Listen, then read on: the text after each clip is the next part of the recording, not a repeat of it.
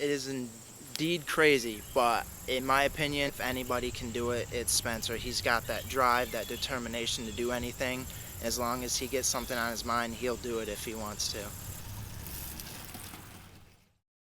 I was 11 when I first found out I had cancer. I used to do soccer a lot. It's probably my favorite sport. Played it from, I think, second grade all the way up until sixth grade. So I was always an active kid and everything like that.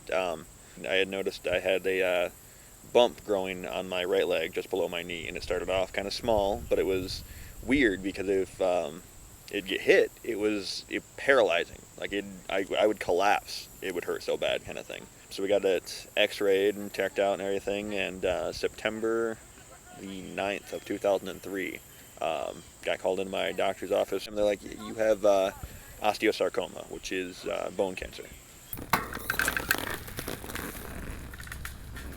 After that, I did about 3 months of chemo, and then on December 25th of 2003, I actually did a total knee replacement. They ended up replacing about, I think, 11 inches of my shin and 4 inches of my femur. So I had about a 14-inch scar running down the entirety of just above my knee on my right leg, all the way down halfway through the shin. After a year and a half of that, I ended up actually getting it cut, and I didn't know it. Just smaller than your fingernail kind of cut on it. So it got infected to the point where I had emergency surgery to clean out the infection, and if the doctors told me if they hadn't come into the hospital on that day, I wouldn't have survived the night. About 6 months after that, I ended up choosing to do the amputation. I hadn't hit puberty, so I hadn't started growing a lot, and I was like, well, maybe I'm better off having the amputation. Maybe there's more I can do along the lines of that. So I went from, running everywhere, doing whatever I wanted to, walking down the stairs at my house was exhausting.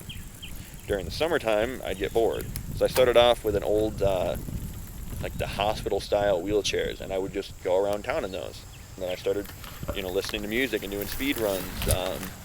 Started playing basketball my senior year of high school from doing basketball. I mean, basketball is definitely a big shoulder workout, all that kind of stuff.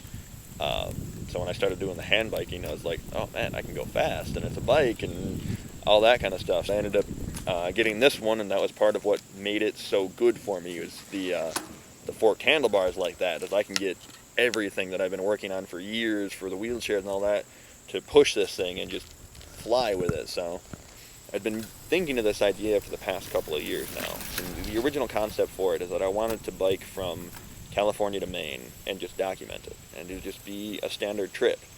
Well, in the past couple of months, other people have had similar ideas for doing the farther trips and all that, and, promoting themselves, and I just got thinking about my lifelong journey as a whole, just because, like, when I was going through chemo, there was just so many people there to help, so many people that are willing to give you the shirt off their back just because they see you having a bad day. So throughout my entire life, there's always been people helping me for any little thing, I've never really had a chance to repay them. They're the reason that I'm as strong as I am today. Being able to walk that far, or people are always shocked, somebody, with a missing leg. Well, the idea that we have now is that I want to go across the entire country and interview people and find out what made them strong. People, cancer survivors, people coming back from the military, anybody that's had some kind of life-threatening event or life-shattering event, figure out what got them through it. After I finish the trip, turn it all into one big documentary, and hopefully it gives somebody some hope, some inspiration to them, for them to continue on, to continue being strong, because maybe that's all I can give back to the strength that has been given to me. So